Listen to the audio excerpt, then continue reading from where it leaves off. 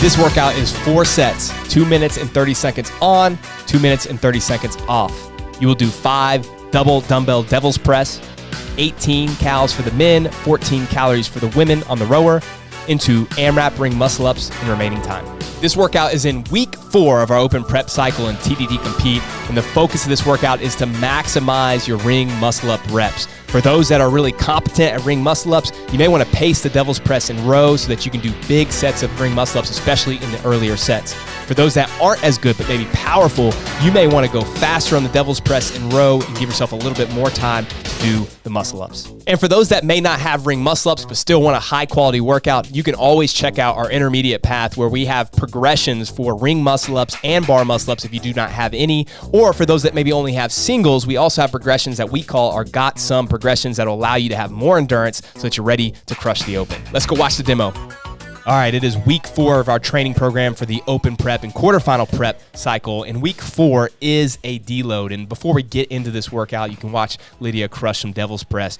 I do want to emphasize that I think it's really important to have those deload speed style weeks where we kind of pull back in volume, a little bit in intensity, and make sure that our bodies feel good so that we can continue to crush it. The first 3 weeks of our training plan were hard. There was a lot of volume and intensity.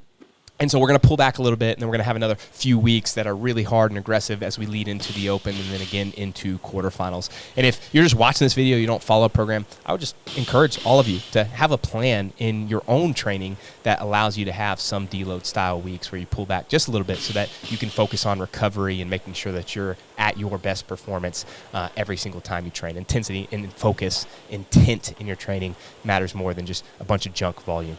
So this workout is on the 5 minutes with a 2 minute and 30 second clock. A better way to put this would be 2 minutes and 30 seconds on and 2 minutes and 30 seconds off for 4 sets. You're going to do 5 dumbbell devil's press, 18 cals for the men, 14 cals for Lydia here and the female, and then AMRAP ring muscle ups in remaining time. Now, there's a couple different ways that you can think about this workout.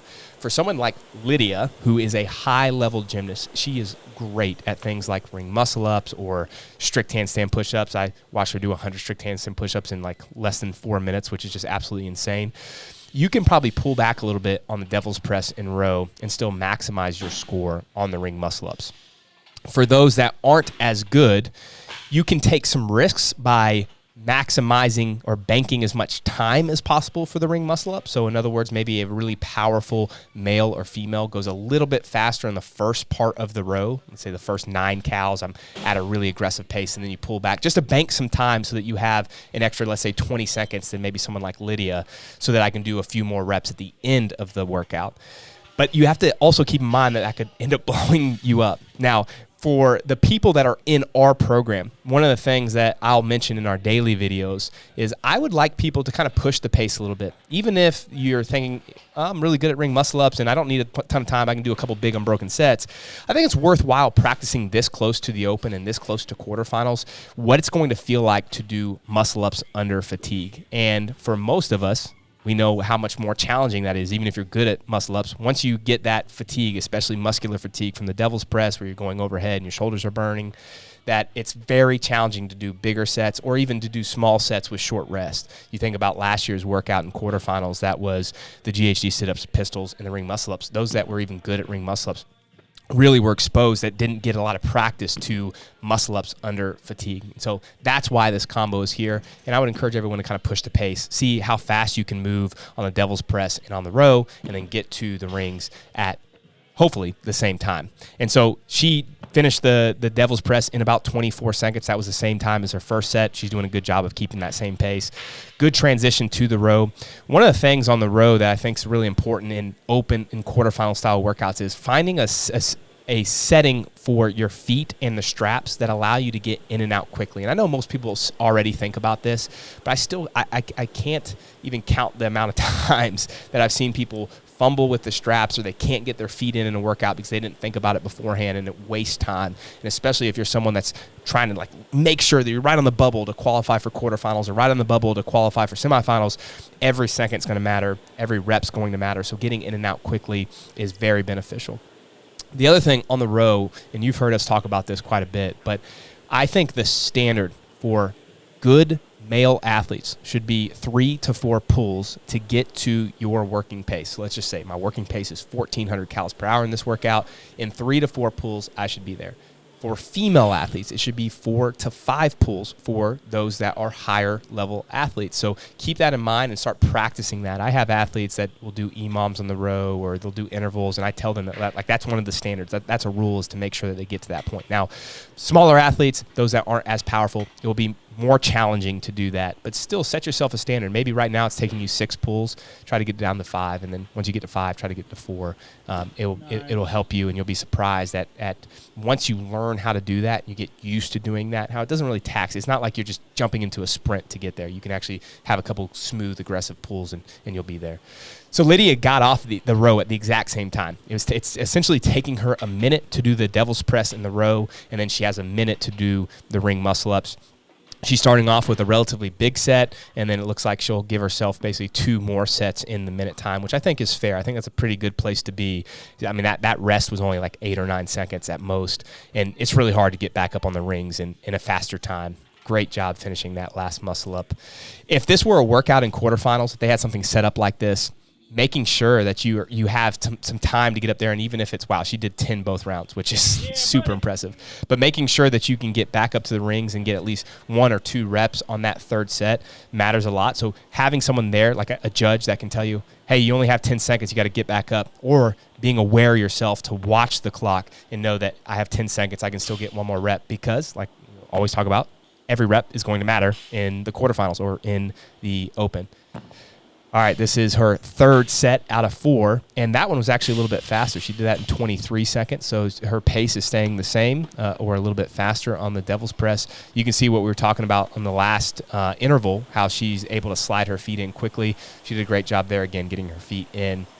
And this, comes at maybe a little bit of a detriment where you can't get your feet as tight as you want in the straps, but I think having them a little bit loose in a workout like this so you can get in and out quickly, it matters more that you do that as opposed to having like a really good foot structure. And if you're good at rowing, your feet really still shouldn't come off even if you had loose straps. It's not like your feet should be pulling all the way off. So the last 2 rounds she has finished at the, let's call it the minute mark. So for her here, it would be at 11:30. Let's see if she can keep that same pace. We don't see the screen and what she's holding, but you can tell her pull looks the exact same. She's doing a good job driving with her legs first, then back, and then pulling with her arms. One of the faults, especially with those kind of muscle-bound guys, is they pull a little bit more aggressively with their arms. And as a matter of fact, she's actually going a little bit faster this round. So I'm guessing that she's sped up her pace because she knows she's going to need a little extra time to do 8 to 10 muscle-ups, which I assume is her goal after looking at those first 2 sets. You can see her turnover is really good. She's not just jumping out with her legs or her hips. She's getting her shoulders over the rings, which I think is really important. Pulling to her shoulders, I guess I should say, which is important. Most people, when they get a lot of fatigue, they kind of just kick aggressively with their legs. Their hips stay behind them, and then they try to turn over, which causes the rings to swing a lot. And then that can also be a no rep if your feet are going way above the rings, kind of depending on the competition standard. She's done a really good job with her rest times.